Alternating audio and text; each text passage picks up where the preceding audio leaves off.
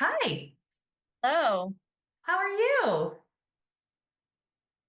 very good. How So are good you? to see you. I am doing well and much better now. Yes. Yeah. Thank you for So asking. I woke up this morning and never had an idea that we would be on a Zoom call tonight talking I about 100%. talking about, but it's conversations that are so meaningful and wonderful, and it's a journey that we're on, and it really helps to talk to each other about it. It really, really does. And for some context, we haven't talked probably for about a year now. Is that right? Yep, it is. Okay.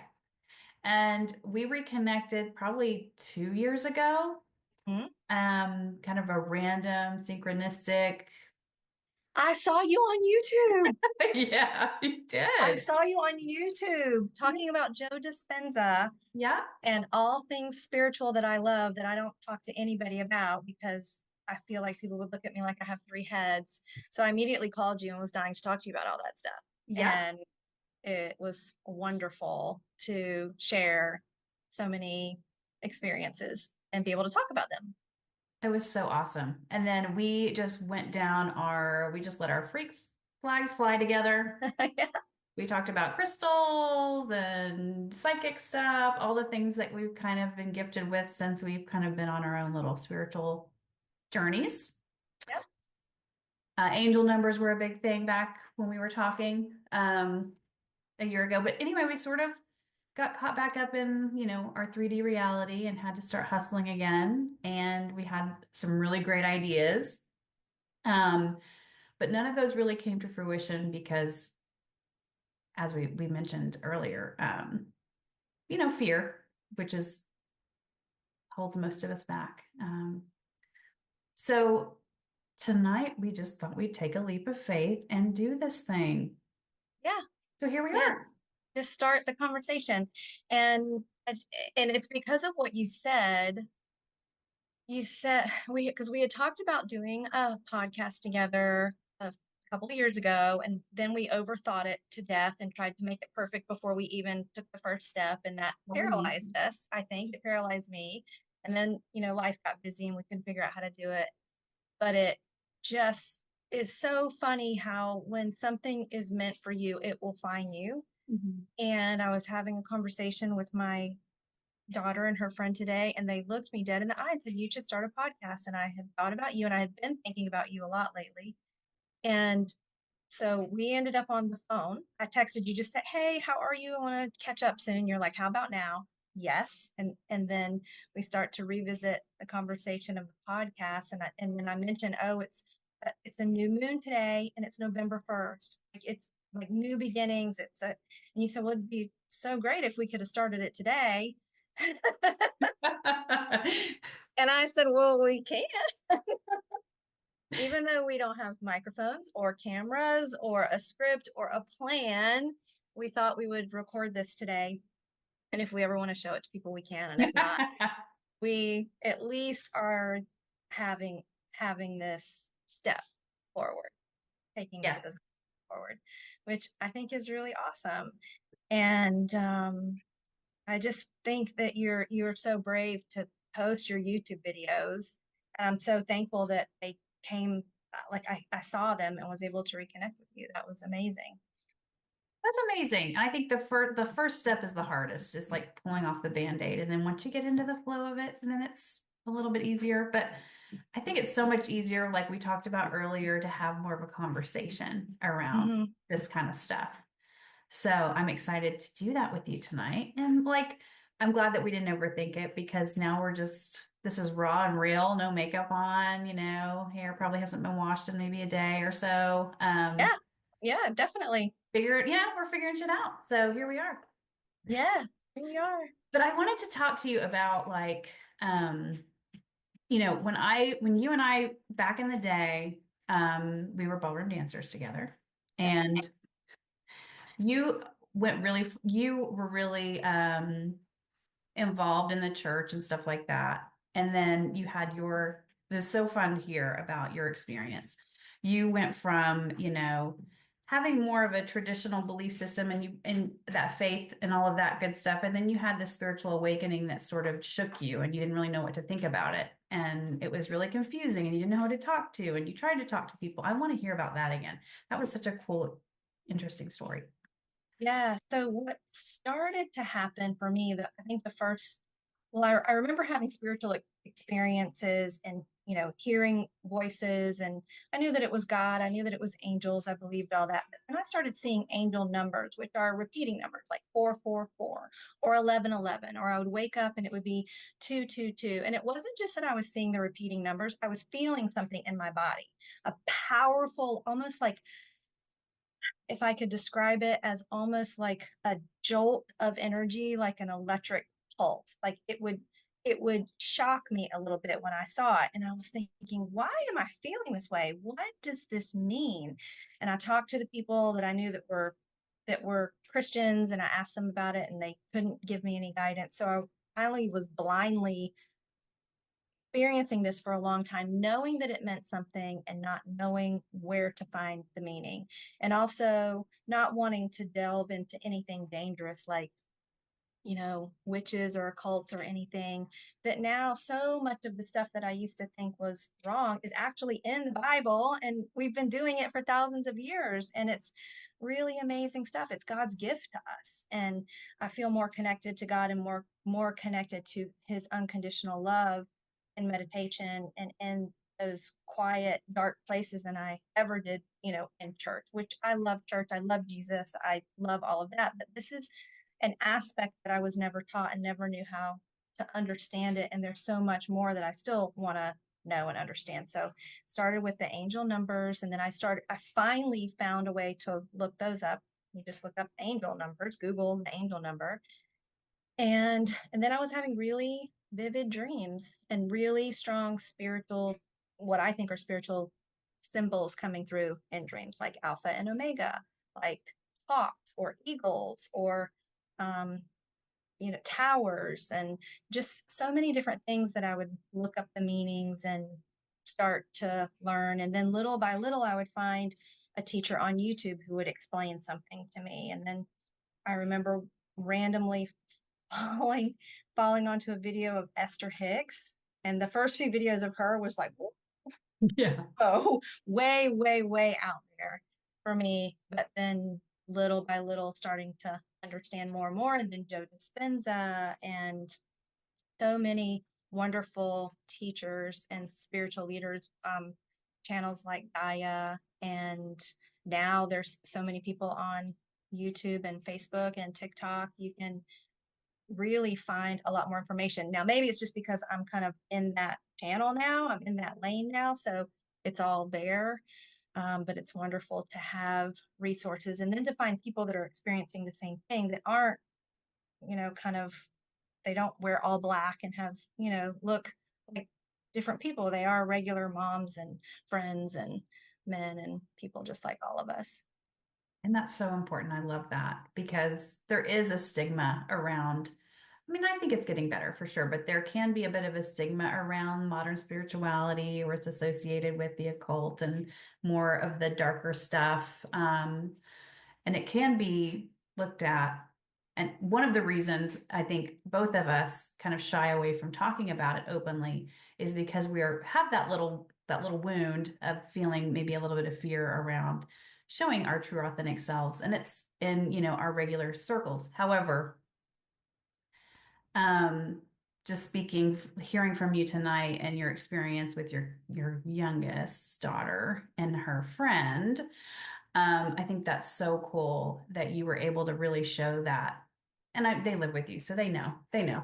But to really openly show them your gifts and what you've learned and what you're capable of doing, that was a really inspiring story to hear because I do think that's really important for us on our journeys right now is to interact. That's what Jesus did. He interacted with, the lower dimensional human beings too. Not to mention, he interacted with everyone. Everyone was an equal to him, but he brought his light to those situations. And I think that's really important too, is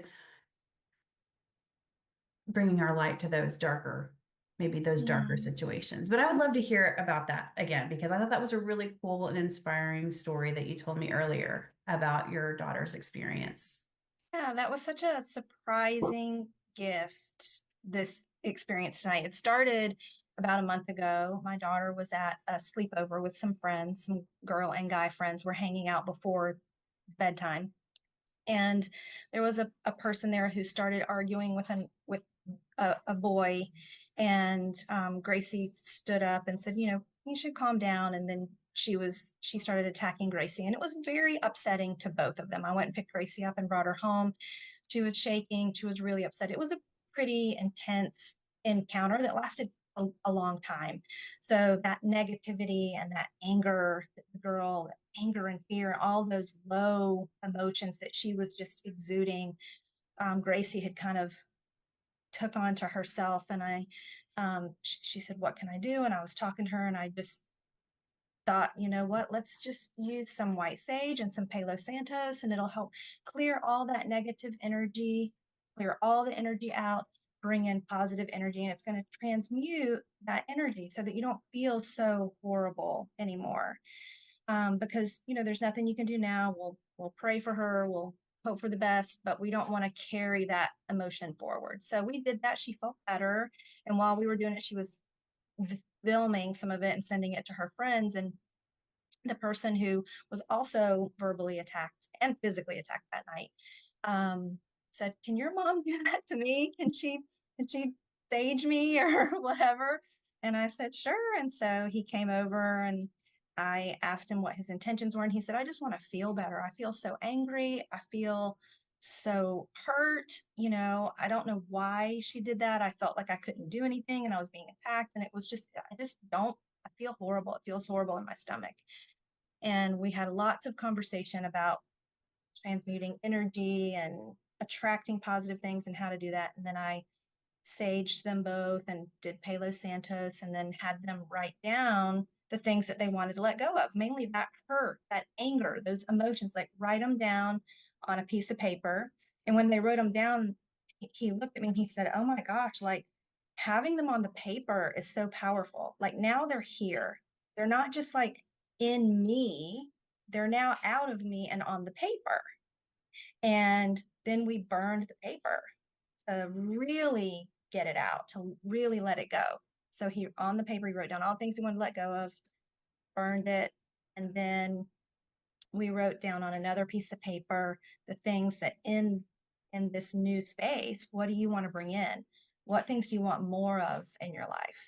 Things from, you know, a new pair of shoes, a new car, to, having more strength and stamina on the football field or going to a particular college, whatever that is, and having those goals written down. And then we were all just talking about how powerful it is. And Gracie mentioned the Harvard study about the people that wrote down their goals, and how the like 8% of the people in that class that wrote down their goals made more money over the course of the next 30 years than all the rest of the class combined.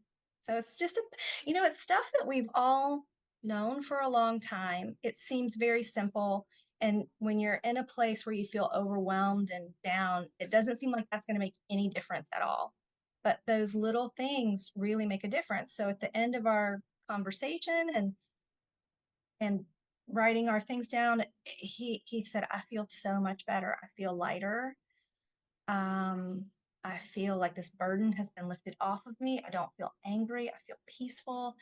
And I thought, what a beautiful thing. What a beautiful gift. And I felt peaceful. I felt tingly all over. I felt really good. It felt amazing to share and to have those conversations. And we talked about God, and we talked about Jesus, and we talked about how when two or more are gathered, God is there too. And we talked about the Lord's Prayer and how powerful that is, because it's been said by so many other people before us. So now when we say it, we have all that energy from that prayer from previously coming forward to now. And just really fun things that I don't think about very much. And I forget how much of a difference these things make when we do them.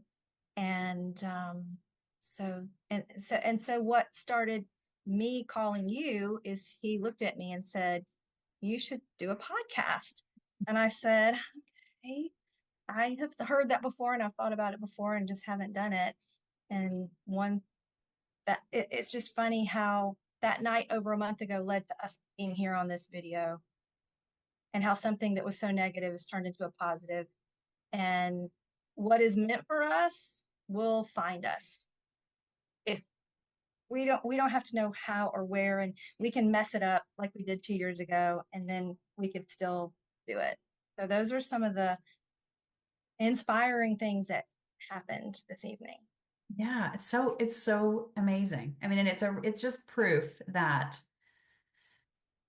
if you have those tools, like you were saying, like how to actually regulate your emotions, get them out on paper, burn them, have a little ritual, do a little, get them out of you. Because as both of us know, and a lot of people that are doing this work, is those trapped emotions can manifest into other things, physical. I mean, I've experienced that, myself over the years, is it can manifest into physical ailments and issues and things like that.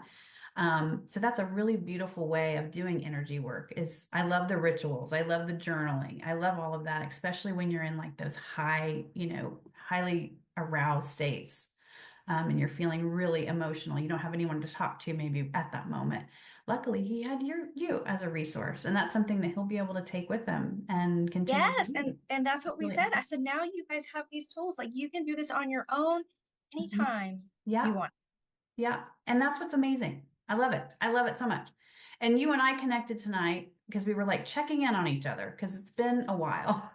And as we both know, the spiritual journey is, like you said, it's a spiral. It's not a steady climb. And it kind of shocked both of us because I think we both thought, at least I thought, I'm not going to speak for you, but at least I thought in the beginning of this, it felt very magical. You feel very connected. You're seeing all the angel numbers. You're having these amazing experiences, like you said, these vivid dreams. We connected, we were brought together, and you were actually having psychic insights, that you were sharing with me that were extremely valuable. We were kind of going back and forth. um, I was doing some tarot card readings for you, which I really didn't know what I was doing. But, hopefully that stuff was useful because it was really Yeah. just, it was just kind of something we were doing for each other. And I think we were really helping one another go through some interesting times where we were looking for some answers. But then we had that little, you know, we, took some detours, which is normal. It's, we went from the feeling really high and vibrant and alive and beautiful. We have like we were making these, starting to make some plans, like how can we really make this our lives amazing?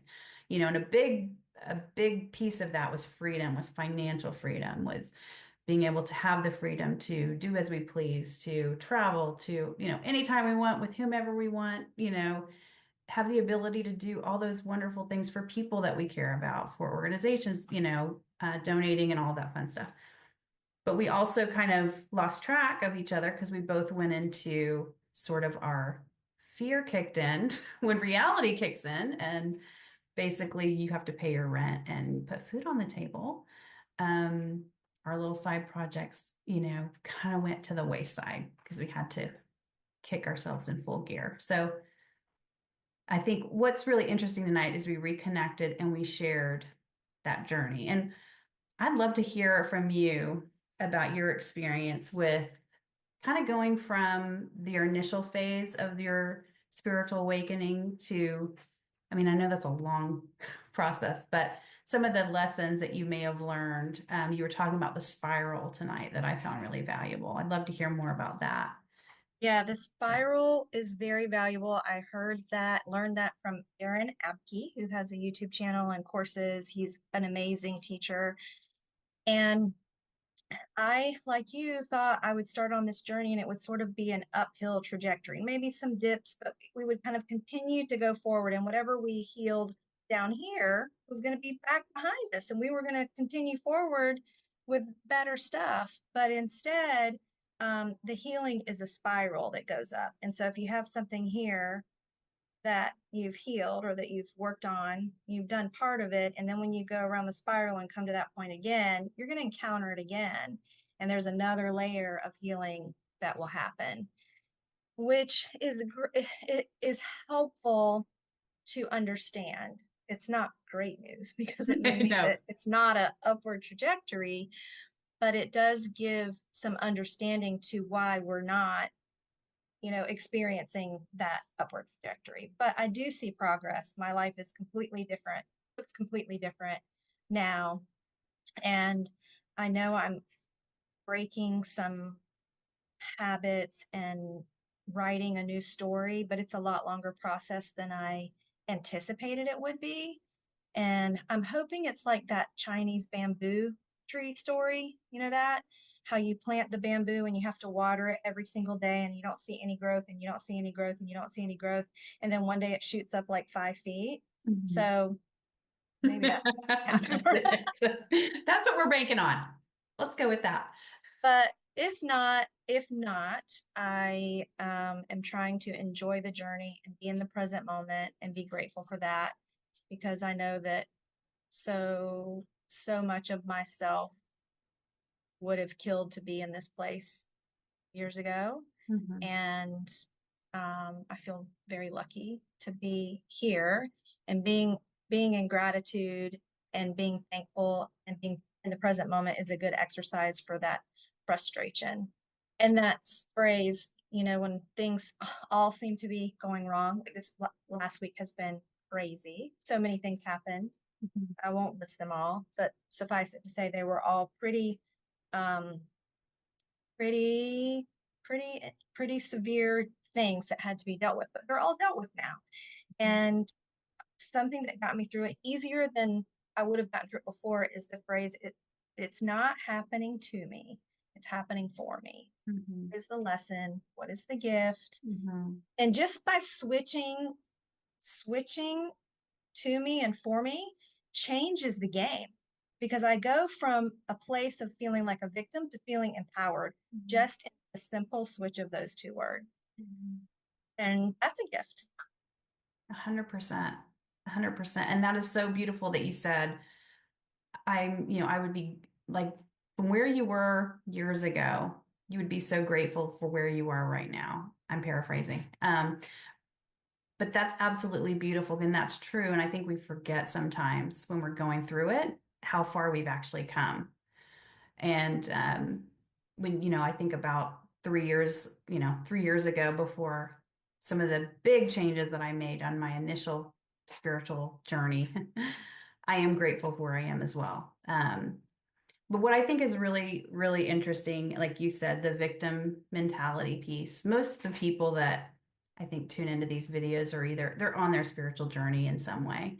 So they're aware that they're doing a little bit of that self-reflection and that sort of thing. But the victim mindset was kind of sometimes it's really obvious, sometimes it's just so deeply ingrained that we don't even realize it.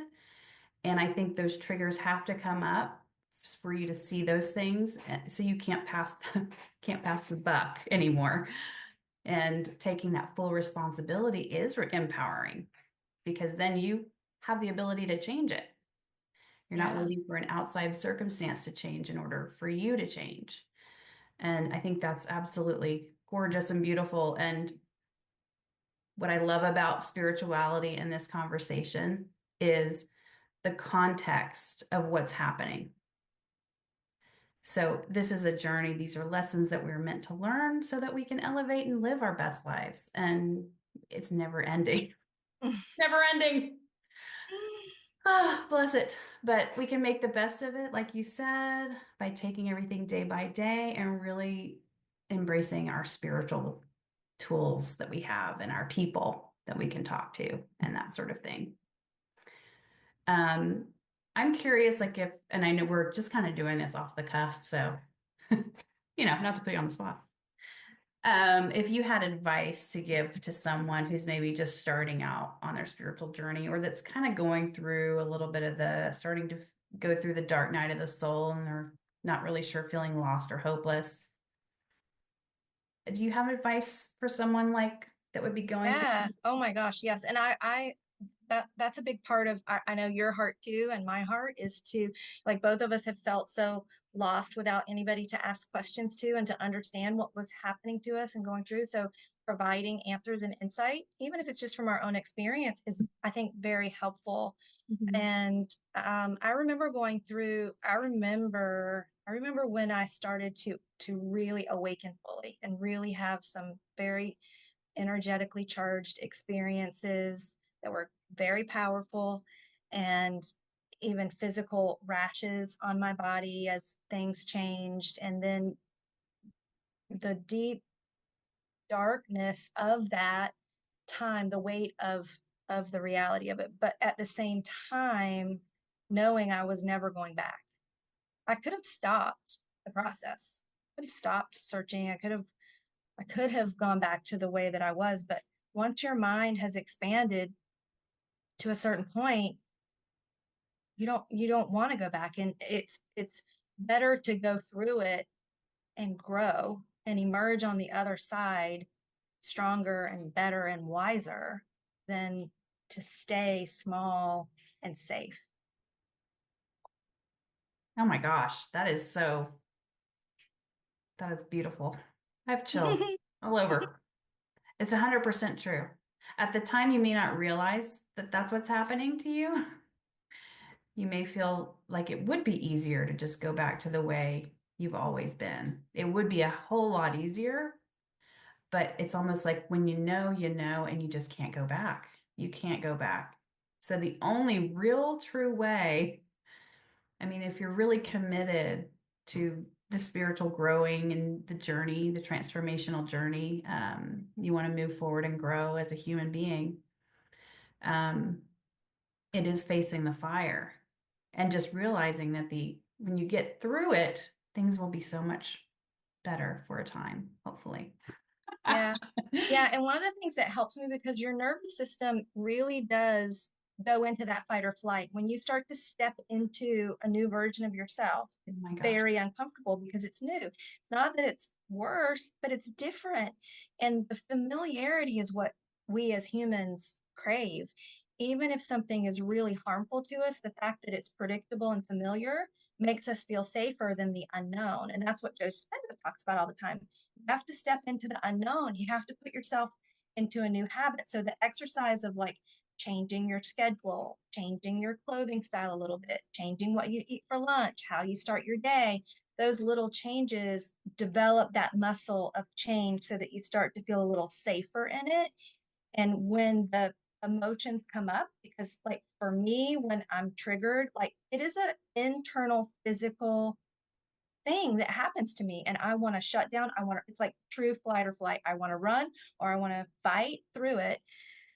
And it's recognizing that in the moment, which is not easy, and kind of breathing through it and saying, you know what, this is happening for me. It's not happening to me. I'm safe.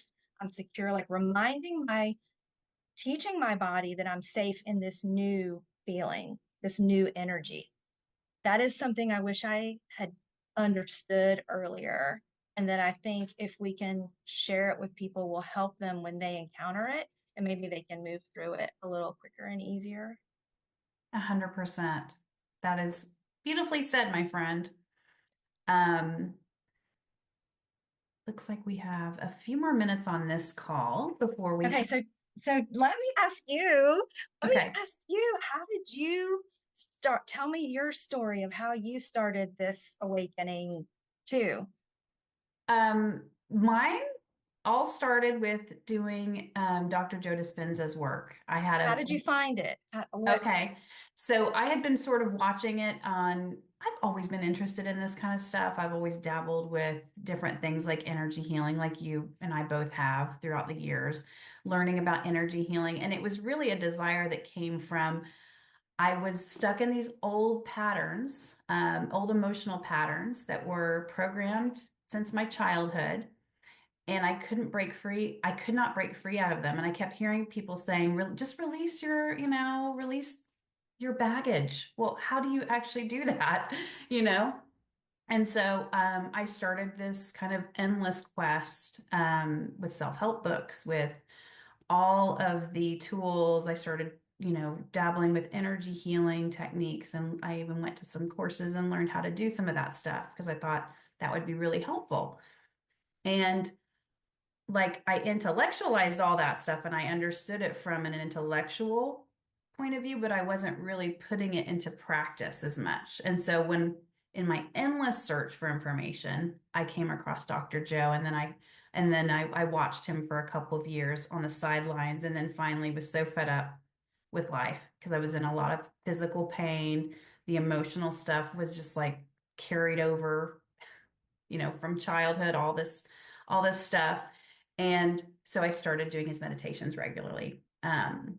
That led to a mystical experience, had, uh, which triggered a Kundalini, what I understand now to be a Kundalini Kriya moment, I guess, where I was having involuntary body movements that actually helped heal a lot of the physical pain that I was in. Once I was sort of awakened to that energy, my whole life just sort of changed almost immediately. It was like within 48 hours, I was leaving my husband. I was leaving my situation, leaving my house. I was finding other arrangements, and that just sent me on a whole quest. Moved across the continent, and that's where you and I reconnected. Um, I moved back to the States from Canada and ended up landing, in my hometown after moving to Jacksonville.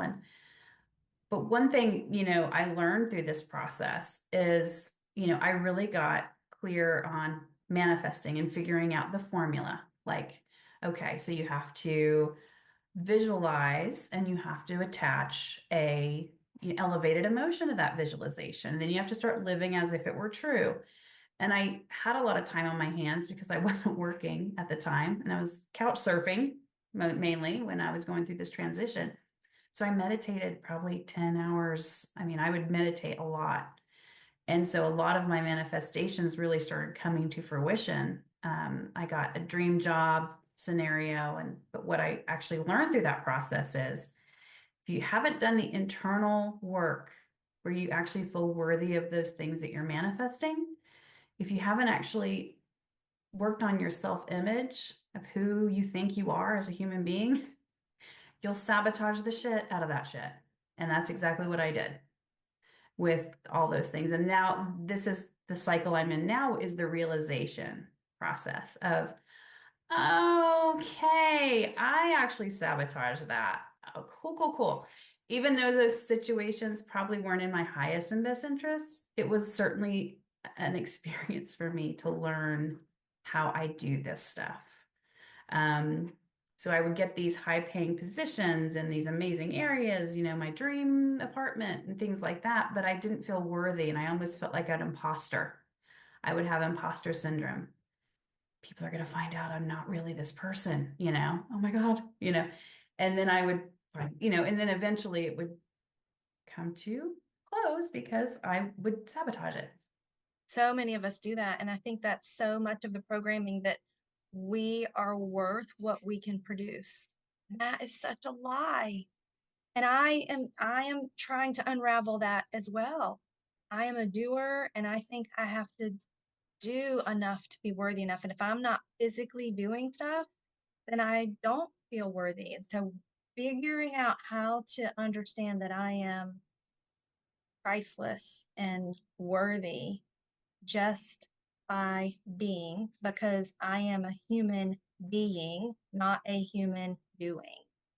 And trying to get that internal is not as easy as I thought it would be because it's so deep in me. So that is the work that I'm working on as well.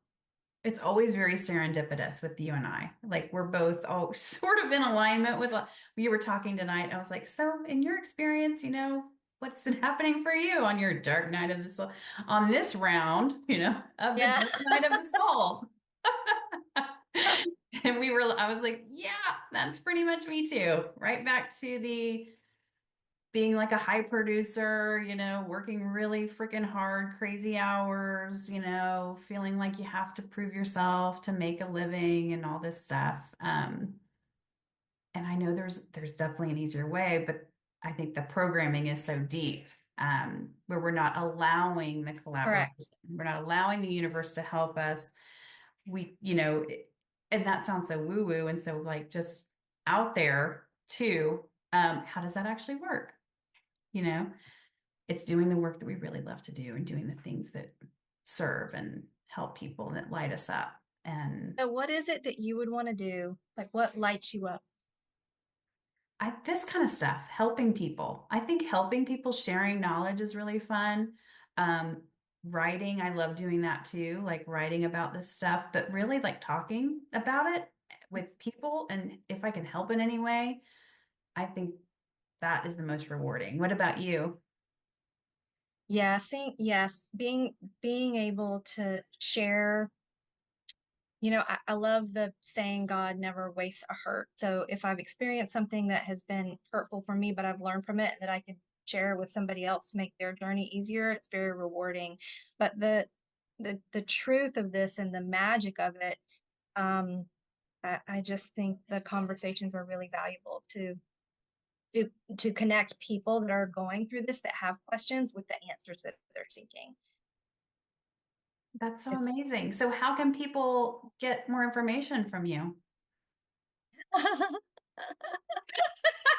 Putting you on the spot. I guess email or Facebook or call. Would you be up for calls, like for people to reach out to you, or would you prefer? I can cut this too. Yeah, we can call. We can talk. Talking's awesome. We're hopefully going to be making more videos too. We are going to be making more videos too. So we're going to have more information coming at you just randomly because we're just waxing right now. We're not really planning doesn't work well for us. So we're just going to do. Because that's right. Because we're over planners, overthinkers, and we try to make it perfect before we do it, apparently. And Yeah. that's So if that's you okay. like it, if you like this, just let us know. We're gonna keep on going anyway. So we're so glad you guys joined us for this, and I'm so happy to reconnect with you, Krista. We're about to get cut off, but So happy to reconnect with you. This was wonderful. New beginnings. It's a new day. It's a new start.